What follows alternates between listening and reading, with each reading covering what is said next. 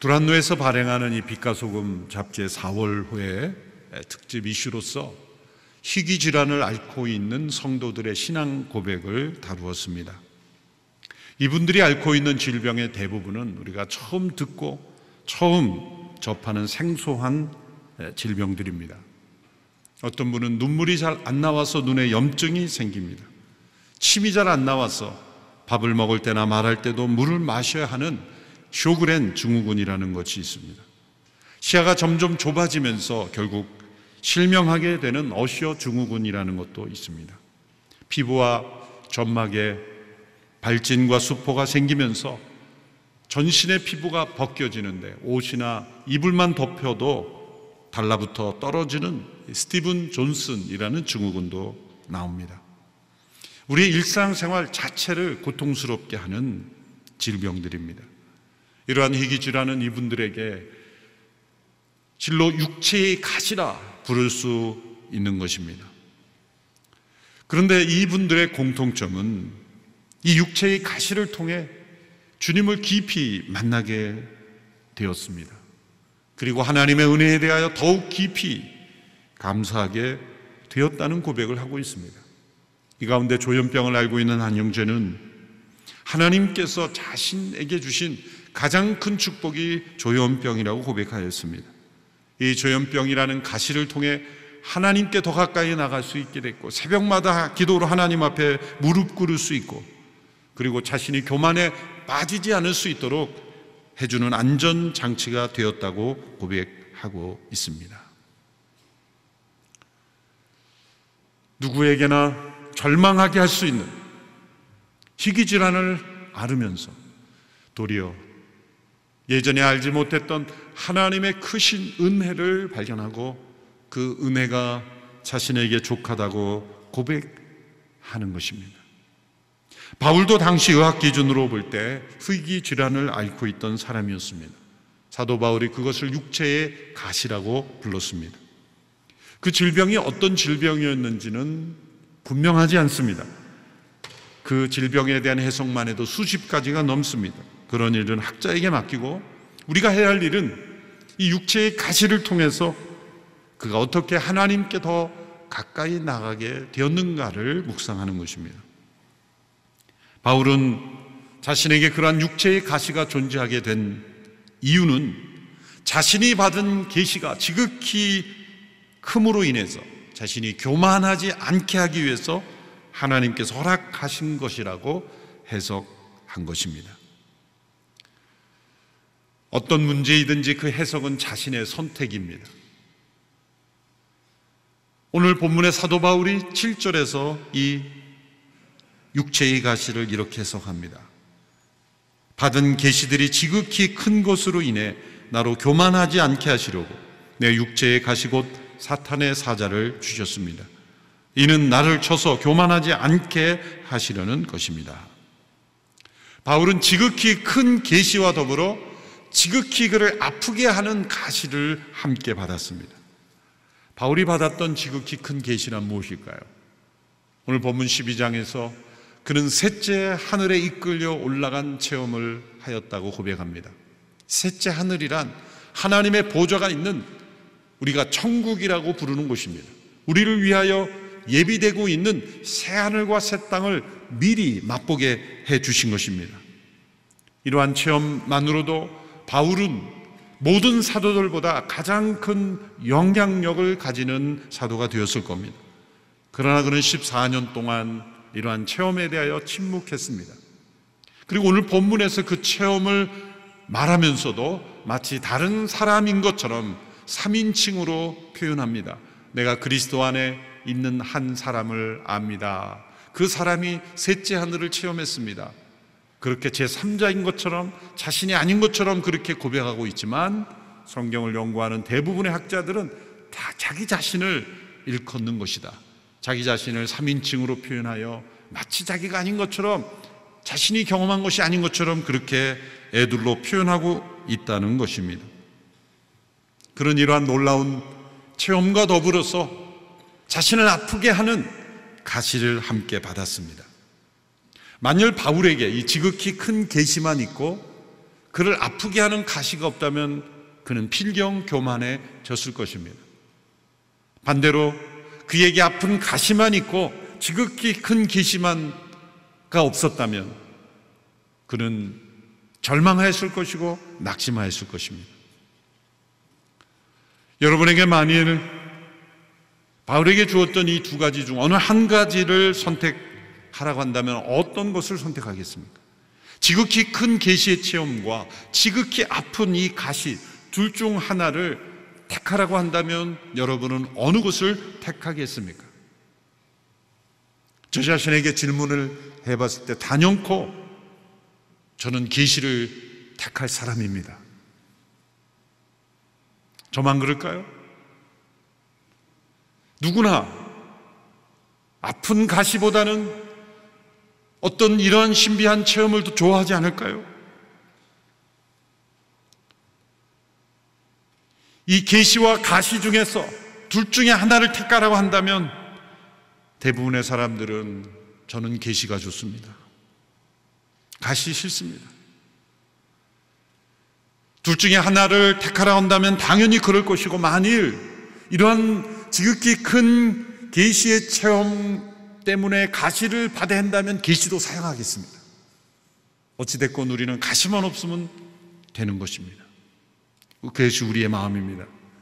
바울은 이 두 가지 모두를 받았습니다.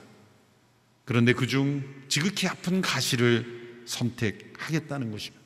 왜냐하면 이 두 가지를 설명하면서 자신의 약한 것을 자랑하겠다라고 고백하였기 때문입니다. 오늘 보면 12장 5절의 말씀을 보십시오. 내가 이런 사람을 위해 자랑할 것이나 나 자신을 위해서는 약한 것들 외에 자랑하지 않겠습니다. 이런 사람을 위해 자랑할 것이나, 이런 사람, 자기 자신인데 다른 사람인 것처럼 말하고 있는 것입니다. 바울은 자신이 이런 체험을 했다는 사실 자체를 말하고 싶지 않았습니다. 그래서 14년 동안 그는 침묵했던 것입니다. 그가 왜 14년 동안 침묵했을까요? 그것은 자신이 경험한 이 지극히 큰 계시의 체험을 말하는 것 자체가 어쩌면 불가능하고, 말을 함으로써 오히려 그 계시의 체험의 그 존귀함을 무너뜨릴 수 있으며, 또한 자기 자신이 교만해져서 그것을 이용해서 오히려 자신을 높이는 도구로 사용할 위험성이 많았기 때문일 것입니다. 하나님께서도 그걸 아시고 이 지극히 큰 계시의 체험으로 인해 그가 교만하지 않도록 그에게 육체의 가시를 함께 주셨다고 자신이 고백하고 있습니다. 그가 이런 체험을 말하지 않을 수 없었던 것은 고린도 후서를 쓰게 된 동기와 연결이 되어 있습니다. 사도 바울을 대적하고 고린도 교인들을 거짓으로 현혹한 사람들이 자기 자랑, 자기 포장으로 바울에 대한 왜곡된 사실을 말하고 있었기 때문입니다. 그들은 자기 신들만이 이런 체험을 할 수 있다고 말하고 바울에게는 이런 체험이 없다고 그렇게 말했습니다.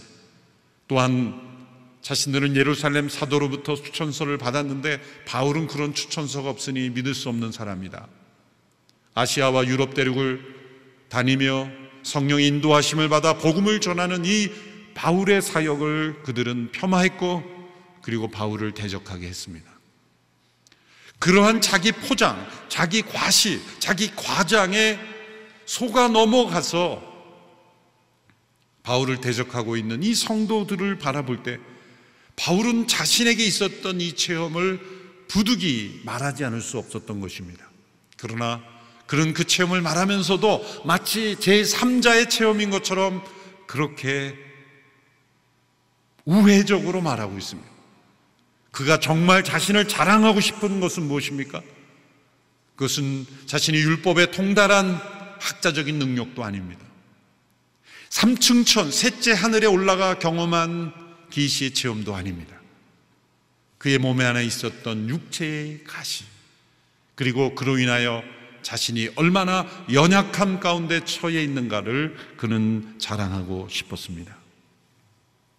왜 그럴까요? 그것은 그가 경험한 이 놀라운 계시의 체험보다도 그를 괴롭힌 이 고통스러운 육체의 가시가 더욱더 하나님의 은혜가 자신에게 충만하게 넘치게 하였기 때문입니다. 우리는 고통이 없는 것이 은혜요, 고통이 있다가도 사라지는 것이 축복이라고 믿습니다. 일면 우리에게 해결되지 않는 그런 가시가 제거됨으로써 하나님은 우리에게 은혜를 주십니다. 그러나 이루 말할 수 없는, 형용할 수 없는 은혜가 문제 해결보다 해결되지 않는 문제 속에서, 육체의 치유보다 치유되지 않는 질병 속에서,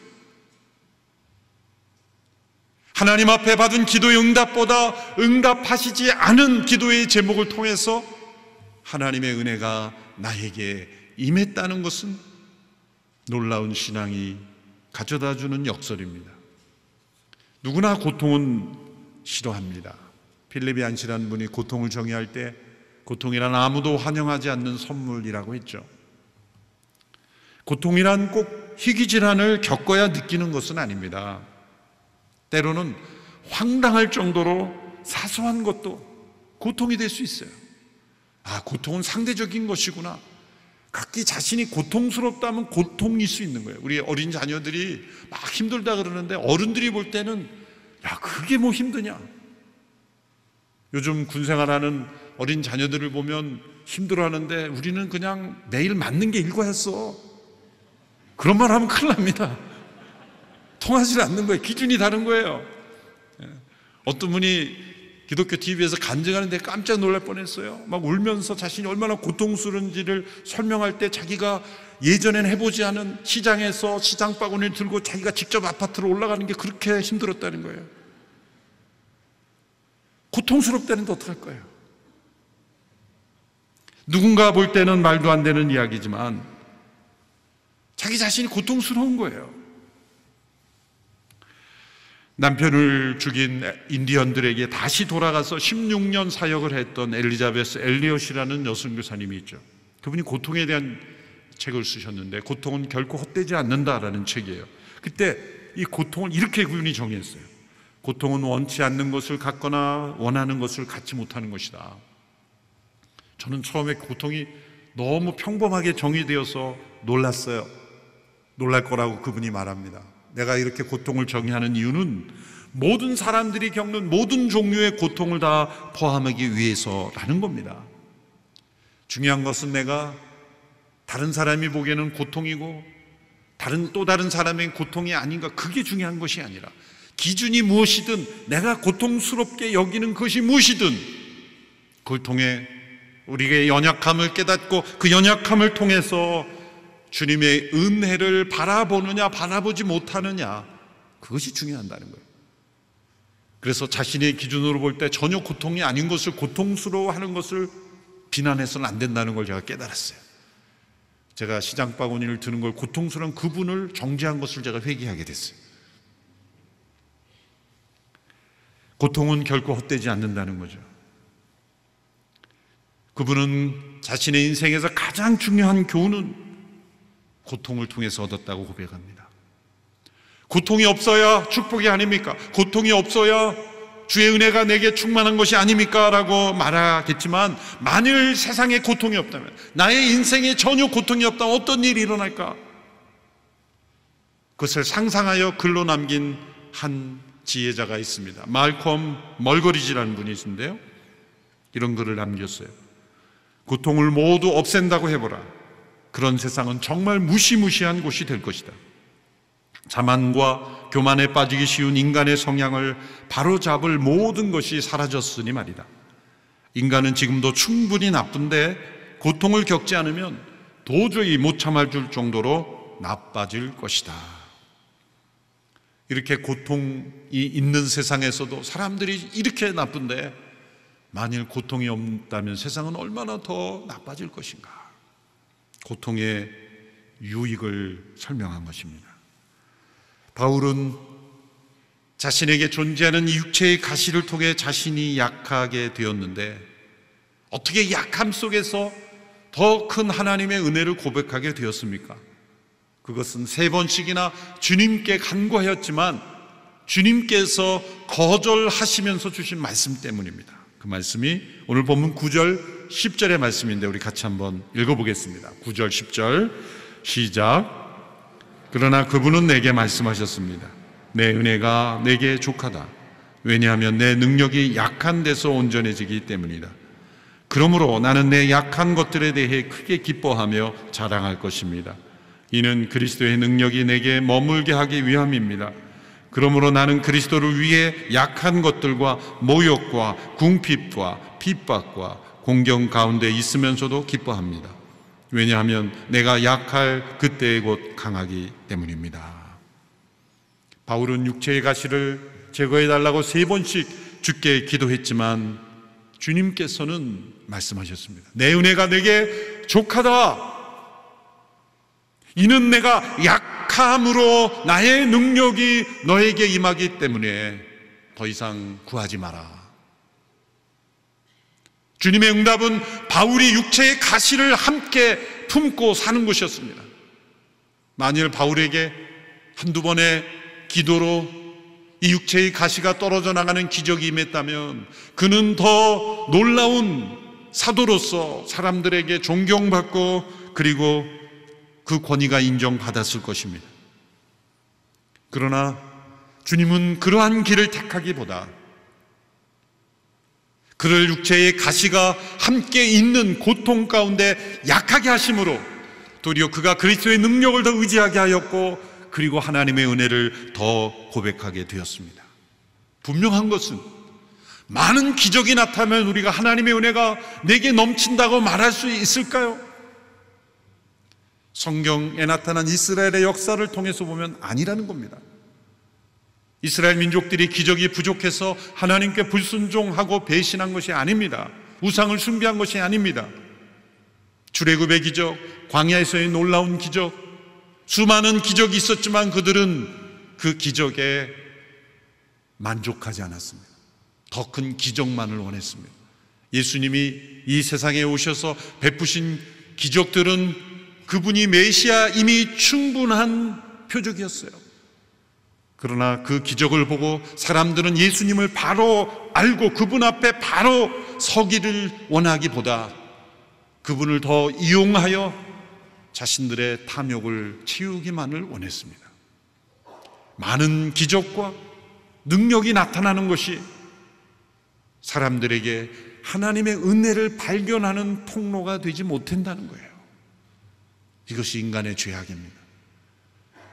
그래서 바울은 자기가 경험한 이 지극히 큰 계시의 체험이 아니라 자기를 지극히 아프게 하는 이 가시가, 이 연약함이 주의 은혜가 내게 족하게 하는 고백이 되었기에, 그래서 나는 연약함을 자랑한다고 그렇게 고백하고 있는 것입니다.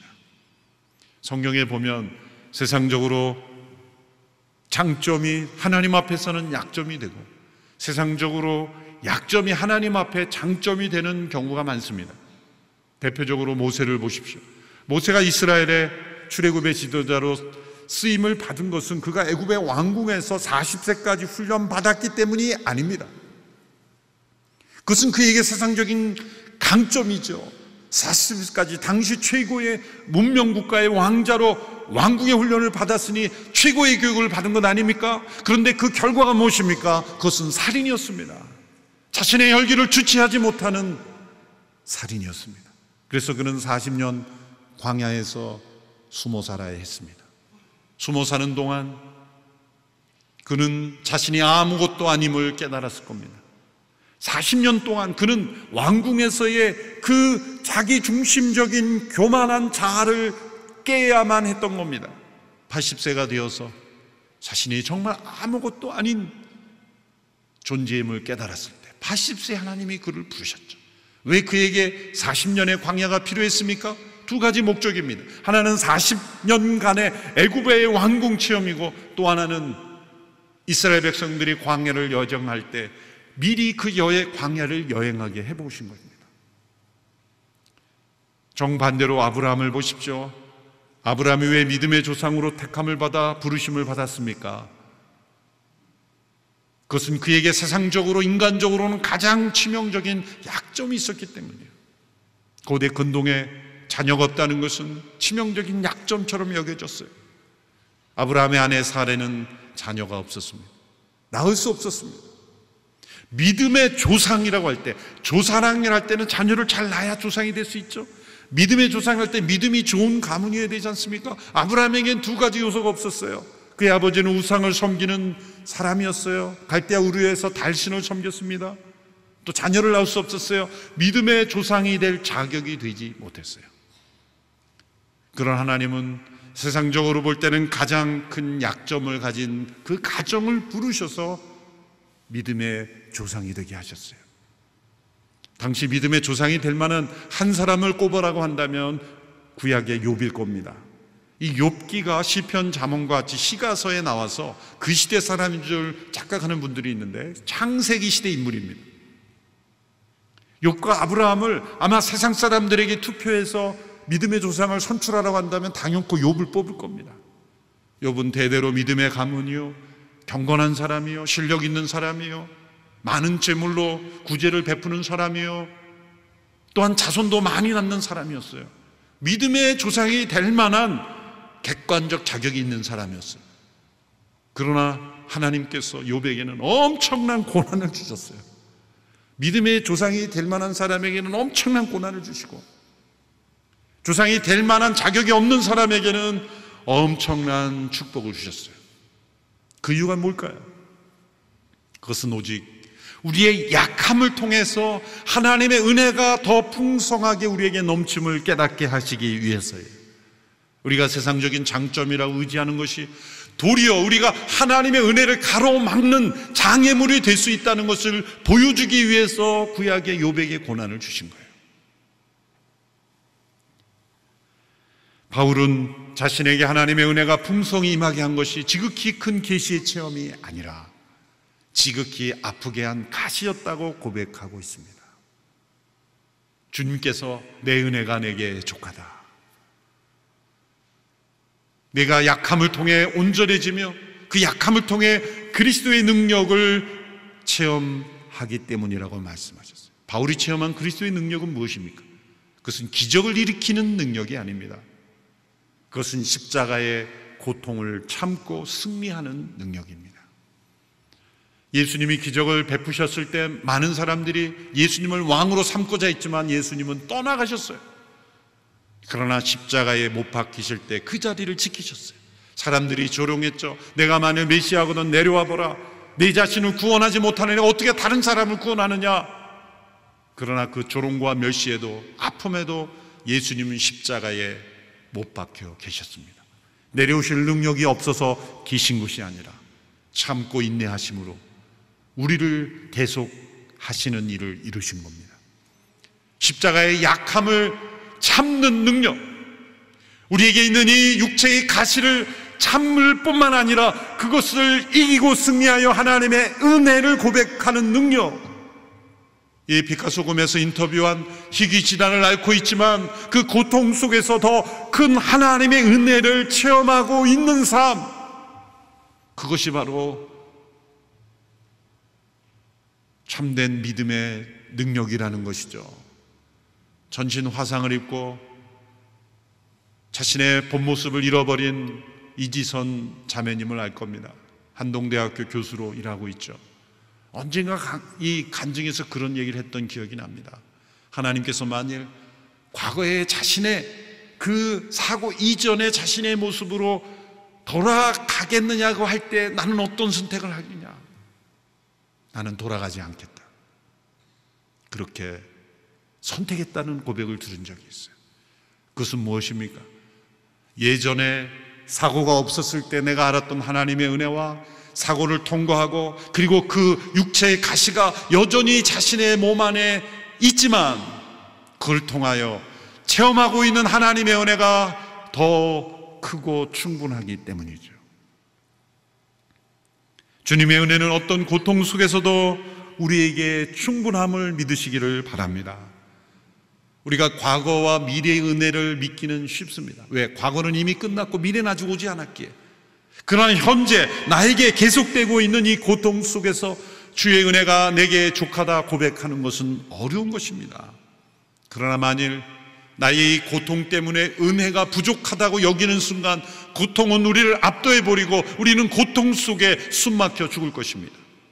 그러나 나의 이 고통은 결코 주의 은혜를 막지 못하며 주님의 은혜가 내게 족하다라고 고백한다면 고통을 능히 이기고 우리는 승리하게 될 것입니다.